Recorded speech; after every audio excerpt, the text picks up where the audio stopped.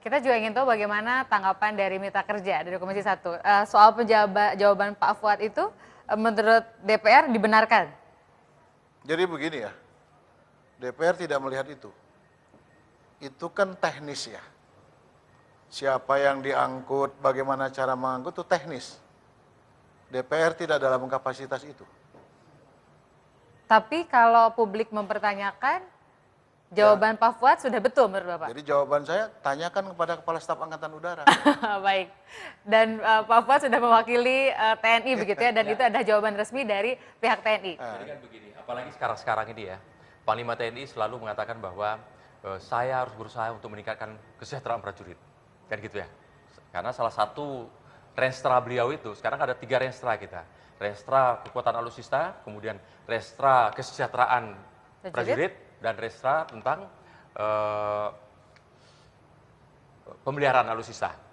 Ya, pemeliharaan alutsista. Di kesejahteraan prajurit ini, Mbak Tina saya kira tahu, semua juga tahu ya berapa gaji seorang prajurit, kemudian kalau dia boyong dari Jakarta kira-kira sampai ke Ranai itu, kalau dia sewa Garuda kira-kira berapa dia harus bayar, kan begitu ya. Maka dia akan manfaatkan itu. Jadi salah satu upaya pemerintah atau upaya dari Panglima TNI dalam rangka meningkatkan kesejahteraan, salah satunya ya ini juga dimanfaatkan. Dan ya, penerbangan ini bukan penerbangan setiap hari atau bahkan sehari sekian kali seperti halnya komersial. Ini sifatnya itu gini loh, numpang gitu loh.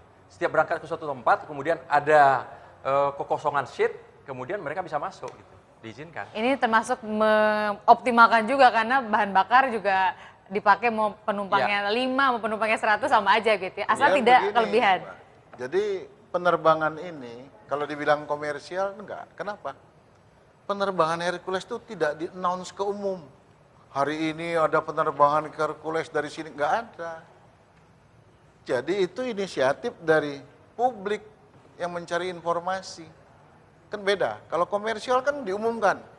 Hari ini ada penerbangan, seperti Garuda kan hari ini rute ke sini. Hercules tidak diumumkan, karena memang dia misinya itu misi kepentingan tugas. Jadi satu Hercules itu dia bisa keliling Indonesia tuh dalam berapa hari.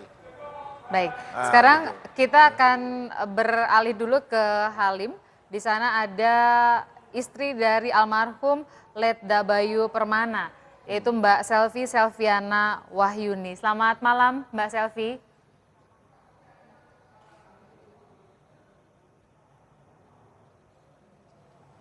Mbak Selvi bisa mendengar suara saya dengan Tina Talisa?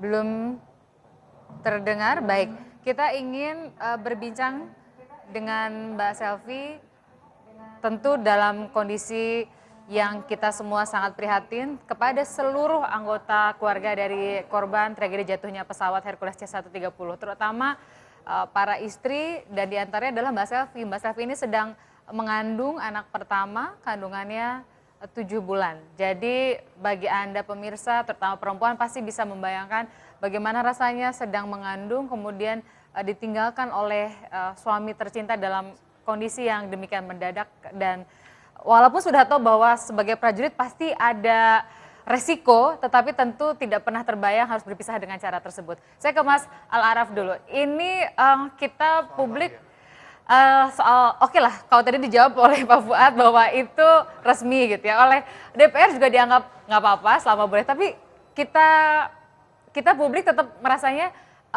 boleh nggak kita punya kecurigaan kalau ada transaksi di situ? Ini begini, dalam rezim hukum internasional yang namanya seluruh peralatan militer, baik itu pesawat dan lain sebagainya, hanya dipergunakan untuk kepentingan militer dan kebutuhan militer. Dalam konteks pesawat, dia digunakan untuk mobilisasi prajurit dan juga untuk logistik angkutan peralatan militer. Gitu.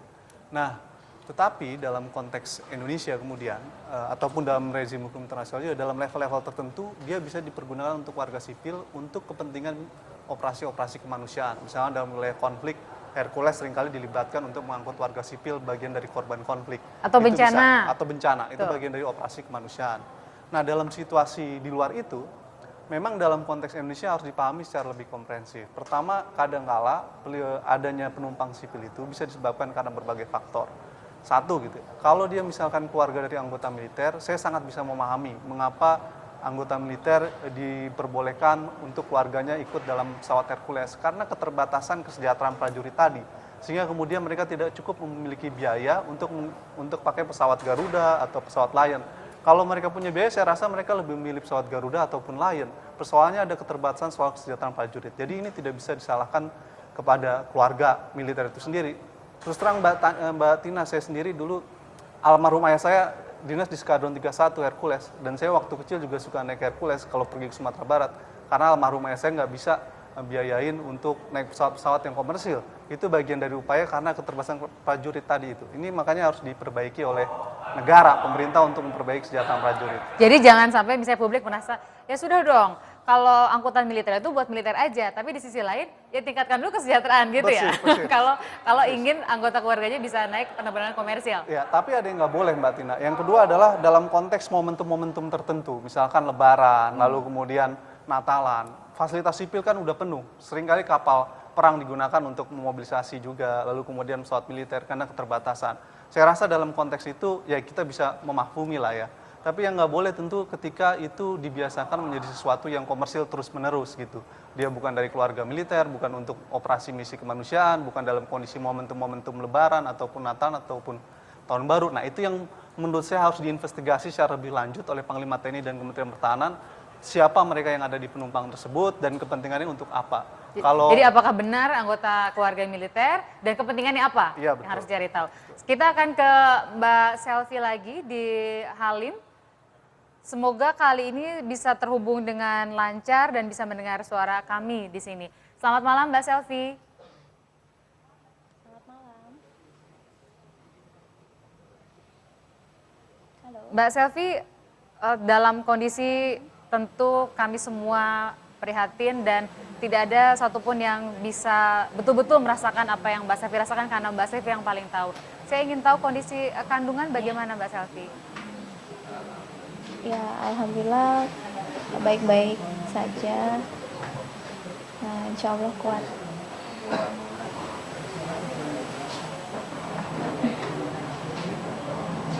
Kalau boleh tahu, tadi kan kami menyampaikan tayangan soal santunan dari PT Asabri kepada anggota keluarga. Apakah Mbak Selvi sendiri sudah menjadi salah satu dari para penerima santunan atau sudah dikabari kapan akan menerima santunan Mbak Selvi?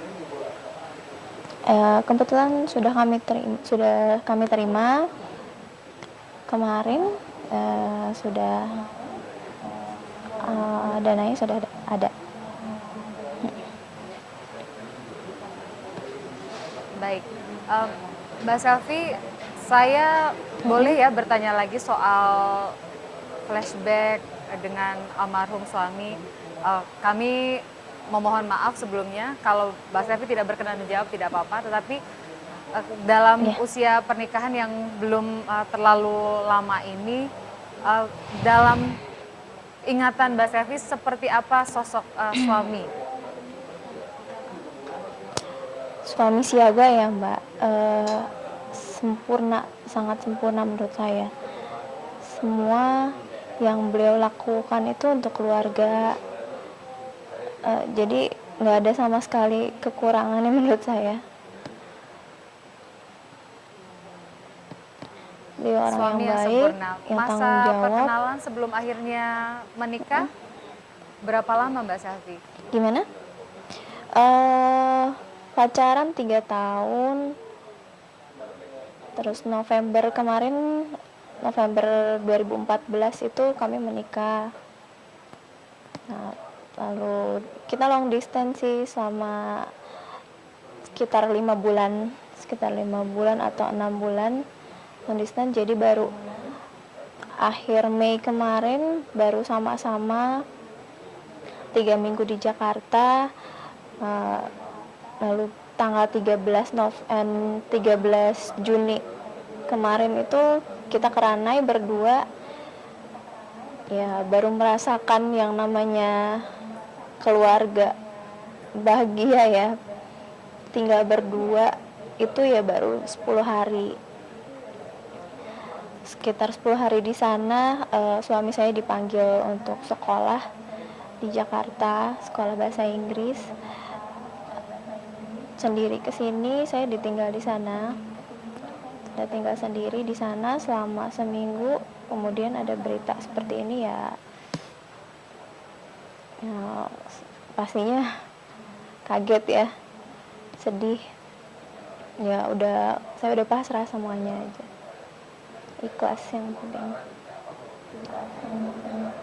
Mbak Selvi tadi menyampaikan menikah November, kemudian long distance, jadi baru betul-betul bersama sebagai sebuah keluarga kecil itu tidak sampai sebulan begitu ya Mbak ya? Iya, belum sampai sebulan.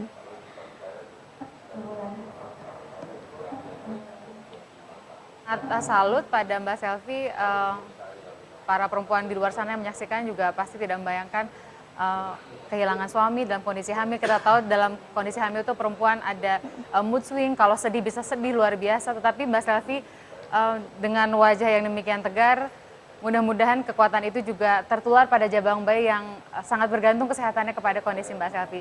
Kita akan lanjutkan di segmen berikutnya. Kami berharap Anda tetap bersama dengan kami di Talk to iNews. Iya. Luar biasa istri prajurit itu ya.